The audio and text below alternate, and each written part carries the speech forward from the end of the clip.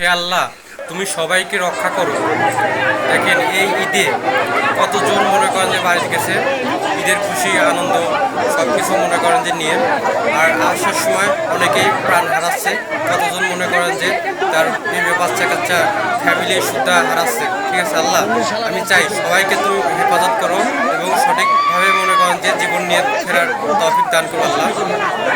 দেখেন কি ধরনের একটা মর্মান্তিক ঘটনা হলো, সৌহার্দ্য নামের বাস মানে ফেরিতে উঠতে গিয়ে ডাইরেক্ট নদীর মধ্যে চলে গেছে। সেখানে যাত্রী ছিল 60 জনেরও উপরে, অনেকে বলছে 60 জন ছিল, আর কেউ বলছে যে ঈদ সামনে 60 জনেরও উপরে যাত্রী ছিল। সেসব যাত্রী নিয়ে পুরোটাই মনে করেন যে বাস নদীর মধ্যে ডুবে গেছে। এখন পর্যন্ত মনে করেন যে কোনো মানে উদ্ধারকারী দল আসে নাই। যারা মনে করেন যে দু একজন মানে মাথা চাড়া দিয়ে উপরে উঠছে, সেগুলোরই আর কি মানে রক্ষা করতে পারতেছে কিছু লোক। এখনো ডুবের দল মনে করেন যে এখানে এসে পৌঁছায় নাই। দেখেন এখানে শুধু সংবাদ মাধ্যমে এটিএন বাংলা নিউজ এখানে প্রবেশ করছে, আরও কয়েকটা নিউজ প্রবেশ করছে, সব গণমাধ্যমে এখানে মনে করেন যে খবর পেয়ে তারা নিউজ অলরেডি চালু করছে। তারপরও এখন পর্যন্ত কোনো উদ্ধারকারী দল এখানে আসে নাই। এটা আমাদের বাংলাদেশ। দেখেন ভাই, যেখানে বিপদ হয় সেখানে কিন্তু মনে করেন যে সাধারণ জনগণ ছাড়া যারা মনে করেন যে ফায়ার সার্ভিস আছে কিংবা উদ্ধার করবে আছে, এখন পর্যন্ত তারা মনে করেন যে সেখানে আসে নাই। কি বলবো, এখানে বলার কিছু নাই। সবার কাছেই একটাই অনুরোধ, সবাই এই যারা মনে করেন যে এখানে আহত হচ্ছে তাদের জন্য দোয়া করা ছাড়া আর কোনো কিছু নেই। ঠিক আছে, আমরা চাই যারা আর কি ডুবেছে তারা যেন সবাই যান নিয়ে মায়ের কোলে, অনেকে আছে বাবার কোলে যেন ফিরে যেতে পারে।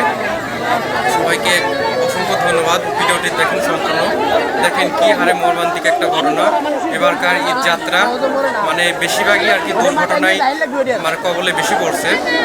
দেখেন কয়েকদিন আগে লঞ্চে দুইটা মানে যাত্রী কি মর্মান্তিকভাবে আর কি মানে নিহত হয়েছে। এসব ভিডিও দেখলে পর আসলে খুব খারাপ লাগে। আমরা কি বলবো, এত কষ্ট করে বাড়ি যাই, তারপরও মনে করেন যে বাস চালকরা আছে এরা কোনো কিছু মনে করে না যে আমার বাসে এতজন যাত্রী আছে, এদেরকে নিয়ে আমি মনে করেন যে দূরে কোথাও জার্নি করতে যাচ্ছি, মানে তাদের গন্তব্যস্থলে পৌঁছায় দেব, তাদের কোনো মনে করেন যে নাই, মানে কি কোনো দায়িত্ববোধই নেই। তাই দেখেন ভিডিওটা দেখলে পর আপনার গা শিখে যাবে। 60 জনের উপরে যাত্রী নিয়ে নদীর মধ্যে পড়ে গেছে। কিছু কিছু মহিলাদের উদ্ধার করছে, কিছু কিছু হয়তো মনে করেন যে যাত্রী আছে সেগুলোকে উদ্ধার করছে।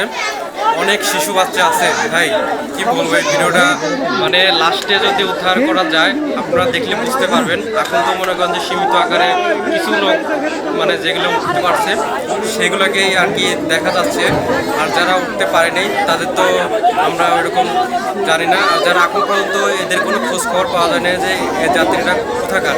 তবে বেশিরভাগভাবে হচ্ছে কুষ্টিয়া এবং রাজবাড়ির লোকই বেশি হবে, কারণ যেহেতু এটা হচ্ছে সোয়াদ্দ, এটা হচ্ছে অলরেডি মানে কুমারখালী নাদরা থেকে যত সময় মনে হয় আসছে নাকি, আমিও সঠিক এটা তথ্য দিতে পারলাম না। এখন পর্যন্ত বাসটারও কেউ মানে ওইরকম দিতে পারেনি যে এই বাসটা কোন জায়গাকার।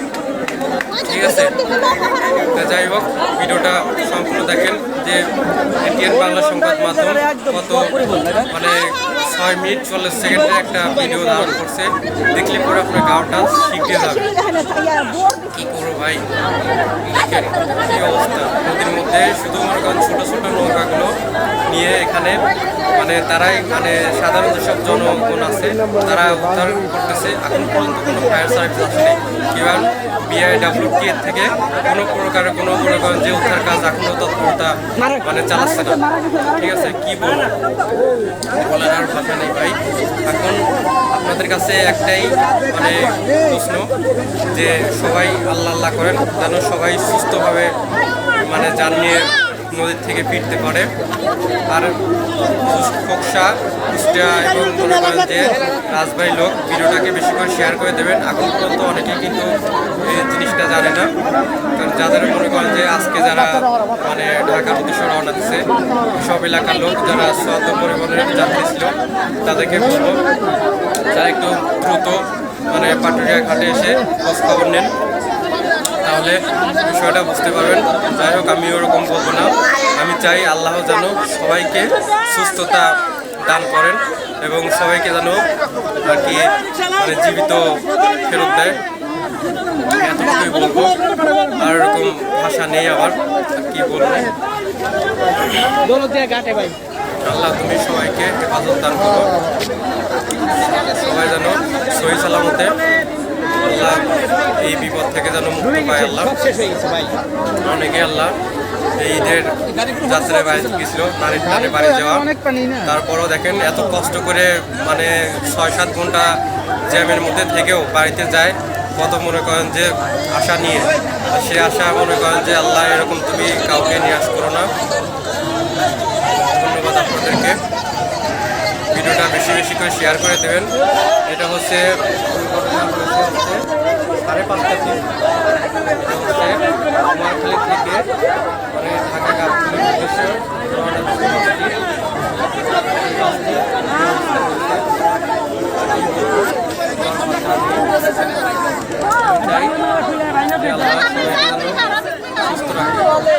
অনেক শিশু বাচ্চা আছে, সেসবটা কীভাবে আপনি ভালো জানে।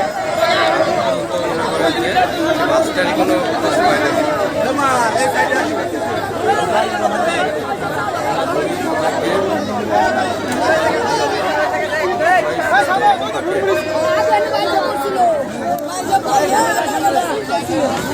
ভিডিওটাকে